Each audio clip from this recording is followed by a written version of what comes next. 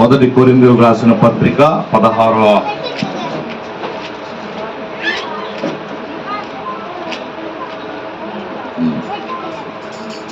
అధ్యాయము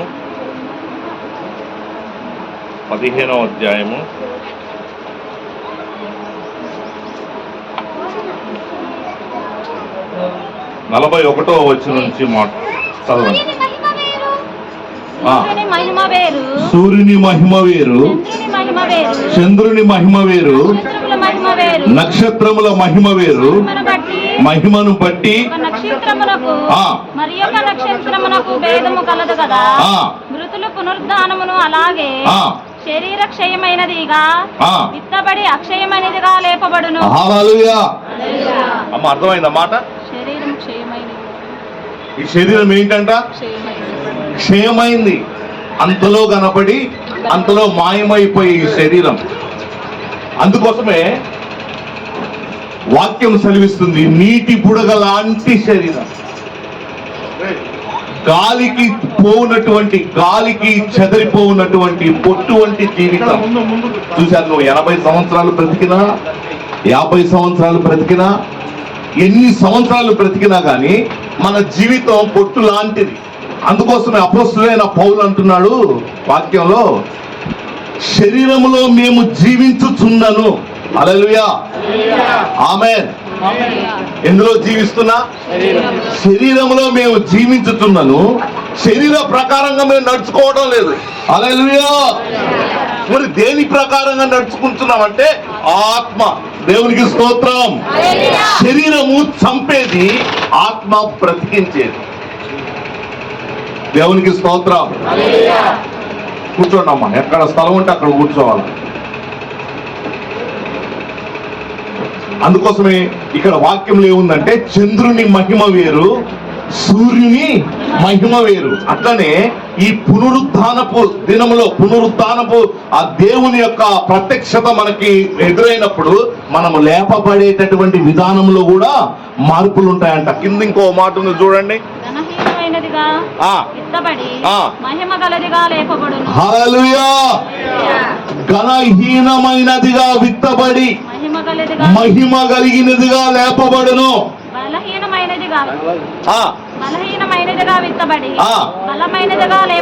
హల్లెలూయా. ఈ బ్రతుకున్నటువంటి 50 సంవత్సరాలు 20 సంవత్సరాలు బీపీలు, షుగర్లు, థైరాయిడ్లు, కిడ్నీ సమస్య, ఎన్నితోటి మనము చనిపోయినప్పుడు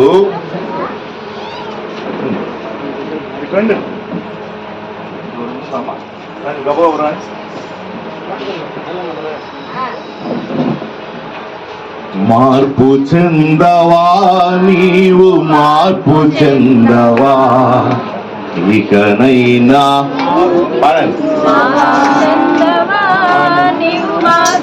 చప్పట్లు కొట్టండి అమ్మా. భోజనం చేసినప్పుడు మాట్లాడుకుందాం. కొట్టండి చప్పట్లు చక్కగా.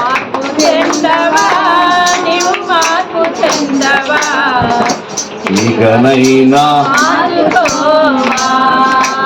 ఎన్నాళ్ళు నీవు జీవించినా గానీ ఏముంది లోకంలో, ఎన్నాళ్ళు నీవు జీవించినా గానీ ఏముంది లోకంలో.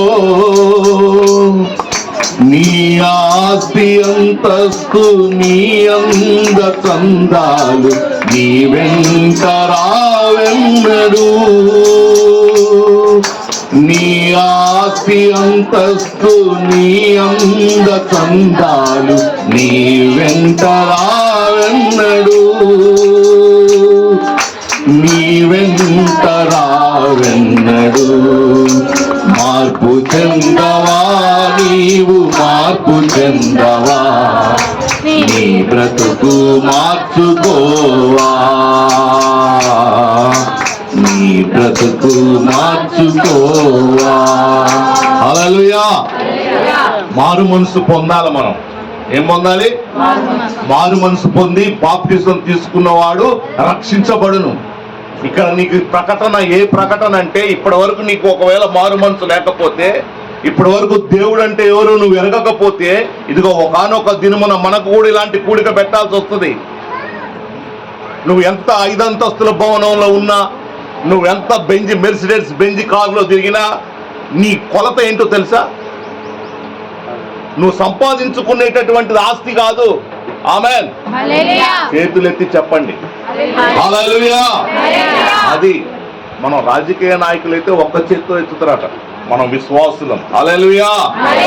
దేవునికి స్తోత్రం. నువ్వు ఎంత పెట్టి కొనుక్కున్నా, నువ్వు సంపాదించుకునే ఆస్తి నీ వెంట వచ్చే ఆస్తి ఏం తెలుసా? 2/6, 2 అడుగులు వెడల్పు, 6 అడుగులు. ఇది నీ ఆస్తి. ఈ సత్యం ఎరిగిన వారు మనకు పునాది వేసినటువంటి వారు. ఆది అపోస్తుల పునాది మీద కట్టబడుతున్న సంఘం యొక్క నిరీక్షణ ఏంటిదంటే, మేము శరీరంలో ఉన్నా, మేము శరీర ప్రకారంగా 3 పూటలు 3 కార్యక్రమాలు జరుగుతున్నా ఈ శరీరం చెప్పినట్లు మేము వినము. హల్లెలూయా. ఎందుకంటే ఈ శరీరము బలహీనమైనది, ఈ శరీరము క్షయమైనది. ఈ శరీరము ఎలాంటిదంటే నువ్వు ఎంత పోషించినా ఇంకా కావాలనేది. హల్లెలూయా. ఇదిగో వాక్యము సెలవిస్తుంది, బలహీనమైనదిగా విత్తబడి. దేవునికి స్తోత్రం. హల్లెలూయా. ఎలాగ లేపబడుతుందంట? బలమైనదిగా. చూసారా? ఎన్నో వ్యాధులతో జబ్బులతో కృంగి కృషించి నశించిపోయినటువంటి మట్టిలో పెట్టబడిన నీ శరీరము ఇదిగో ఆ కడబూర శబ్దము నీకు వినబడగానే, ఆ వినబడాలంటే ఏం చేయాలా? ఎవరి శరీరం మహిమకరంగా మారుతుంది? ఎవరి శరీరము ఆయనతో ఒక మేఘము వలె ఆయనతో మధ్యాకాశంలో విందులో ఉంటుంది? ఎవరిది పడితే వాడిది కాదు. అర్థమైందా?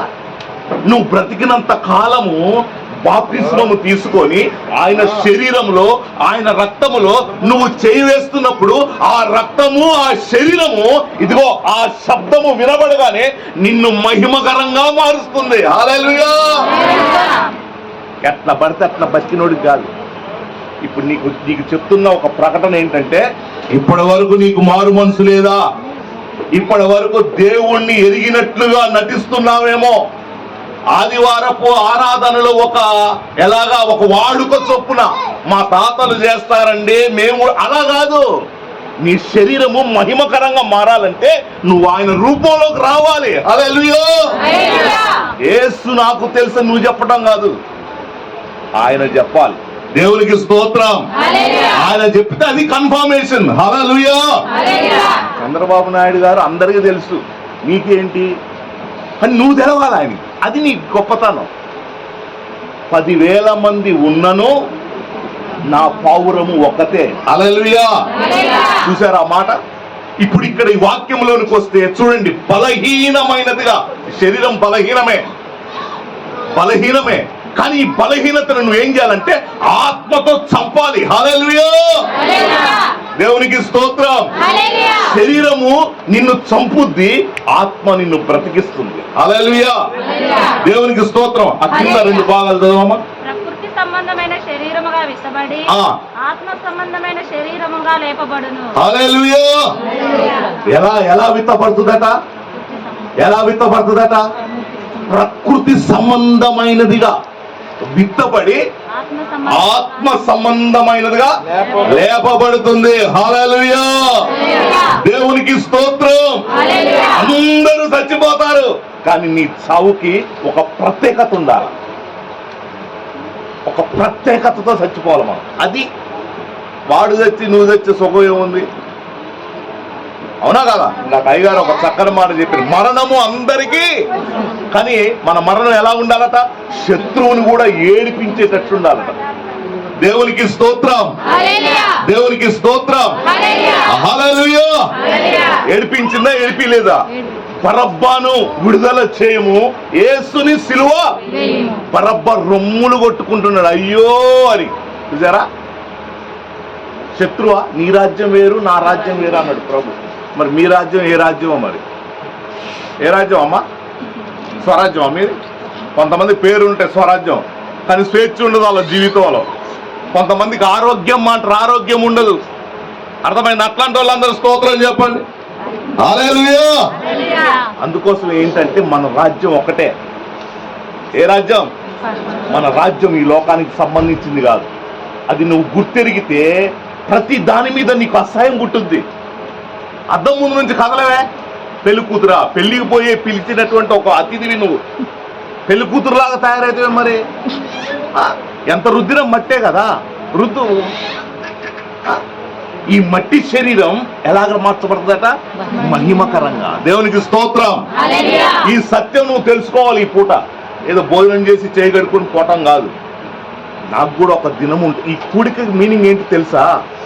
మనం కూడా ఈ యాత్రలో వెళ్ళవలసిన వారమై ఉన్నాము కనుక దీపం ఉండగానే నువ్వేం చేయాలా? చక్క పెట్టుకోవాలి. ఈ ఆయుష్, ఈ ఆరోగ్యం ఉండగానే నువ్వు అవును కదా నేను కూడా ఇట్లనే వెళ్ళాలి, కాబట్టి నా మార్గం ఒక ప్రత్యేకంగా ఉండాలి. అందరూ వెళుతున్న మార్గంలో నేను వెళ్ళకూడదు. ఒక ప్రత్యేకమైన మార్గంలో నేను వెళ్ళాలని ఒక నిరీక్షణతో బ్రతకాలి మనం. దేవునికి స్తోత్రం. ఈ నిరీక్షణ మిమ్ములను అది దేవునికి స్తోత్రం. వెనకుండా వాళ్ళందరూ ఒకసారి స్తోత్రం చెప్పండి. హల్లెలూయా. దేవునికి స్తోత్రం. దేవునికి స్తోత్రం. హల్లెలూయా. ఈ శరీరము ప్రకృతమైంది. ఈ ప్రకృతమైంది విత్తబడి, అనగా విత్తుతున్నాం మనం. విత్తిన దానిని ఎలా లేపుతాం అంటే దేవుడు ఒక బలమైన ఆత్మ సంబంధిగా. దేవునికి స్తోత్రం. దేవునికి స్తోత్రం. అలా మనం కట్టబడాలి. అలా మనం కట్టబడుతున్నప్పుడు ఎప్పుడంటప్పుడు రెడీగా ఉండాలి. ఆయన ఒక సేవకుడు నాతో అన్నమాట, దేవుడు వచ్చుతున్నాడు కాదన్నా, హీఈస్ ఆన్ ద వే. దేవునికి స్తోత్రం. ఆయన ఆల్రెడీ మార్గం మధ్యలో ఉన్నాడు. కాబట్టి మనం సిద్ధపడాలి. మనం సిద్ధపడాలి. మనతో ఉన్న వారిని సిద్ధపరచాలి. దేవునికి స్తోత్రం. అందుకోసమే ఇక్కడ ఎవరికైతే రక్షణ లేదో, రక్షణ ఉందని మీరు అనుకోవటం కాదు. అర్థమైందమ్మా? ఇటువైపు కూడా రక్షణ ఉందని మనం ఫీల్ కావటం కాదు, యేసు ప్రభు ఫీల్ కావాలి. దేవునికి స్తోత్రం. ఇట్టి రక్షణ ఎక్కడ విశ్వసించాలా? హృదయం ముందు విశ్వసించి నోటితో ఒప్పుకోవాలి మనం. దేవునికి స్తోత్రం. హల్లెలూయా. అది కాబట్టి ఏం చేయాలంటే మారు మనసు కోసం మనం ప్రయాసపడాలి. మన యొక్క శరీరం విత్తబడుతుంది. ఎలా విత్తబడుతుంది? బలహీనంగా విత్తబడుతుంది. ప్రకృతి సంబంధమైన వ్యక్తిగా పాతి పెట్టబడతాం. కానీ అది లేపబడుతున్నప్పుడు దాని కార్యం చూసారా? నక్షత్రం యొక్క మహిమ వేరు, సూర్యుని యొక్క మహిమ వేరు. నీది ఎలా ఉండాలా? సూర్యుని వలె ఉండాలా నీ పునరుద్ధానం. దేవునికి స్తోత్రం. దేవునికి స్తోత్రం. మన పునరుద్ధానం మన ప్రభు అయిన యేసు పునరుద్ధానము నేనే, జీవమును నేనే. నా యందు విశ్వసించిన వాడు మరణించినను. అది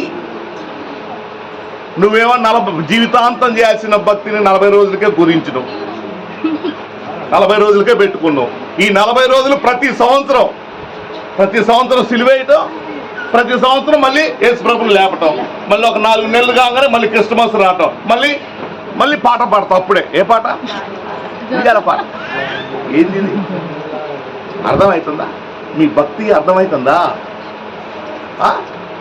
స్తోత్రం చెప్పండి. మీరు పక్కన దేవునికి స్తోత్రం. హల్లెలూయా. మేము శరీరంలో ఉన్నను, ఈ శరీరము చెప్పినట్లు మేము ప్రవర్తించము. ఇదిగో ఆత్మ. హల్లెలూయా. జీవింపజేసేది ఆత్మ. హల్లెలూయా. నడిపించేది ఆత్మ. హల్లెలూయా.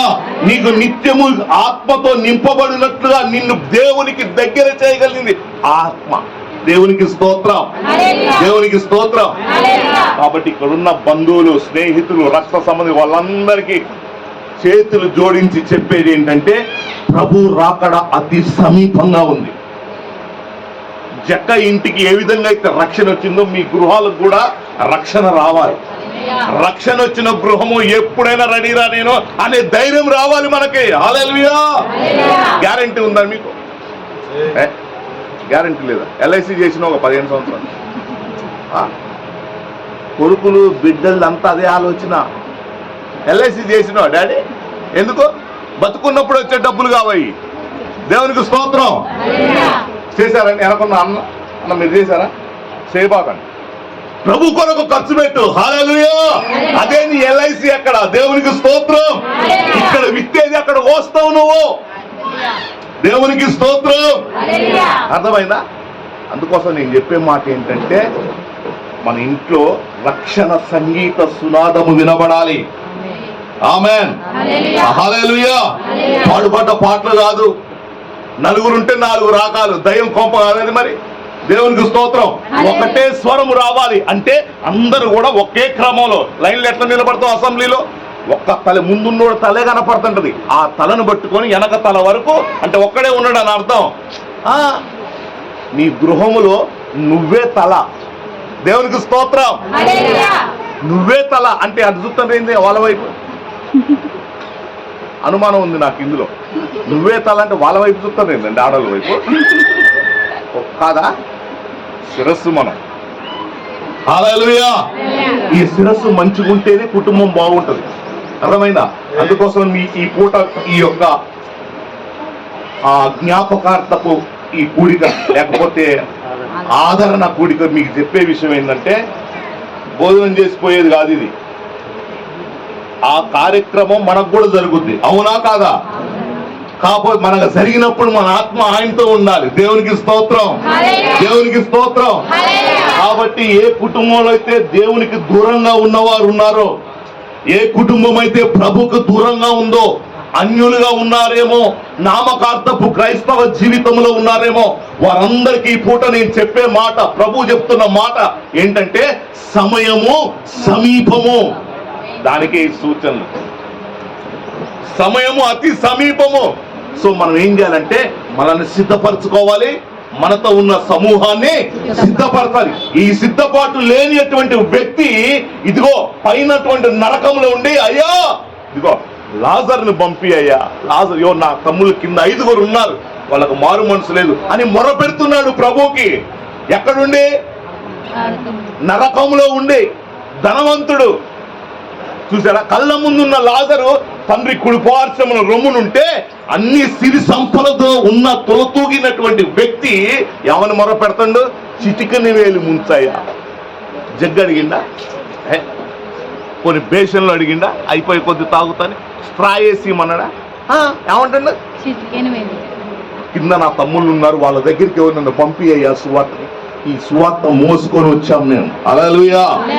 ప్రభు పెట్టినటువంటి మాటతో మోసుకొని వచ్చాం. ఇక్కడ ఎంత నశించిపోవటం ఆయన చిత్తము కాదు. ఈ కూడికలో నువ్వు పొందాల్సినటువంటి మారు మనసు, నువ్వు పొందాల్సినటువంటి రక్షణ కొరకు మాట్లాడుతున్నాడు ప్రభు.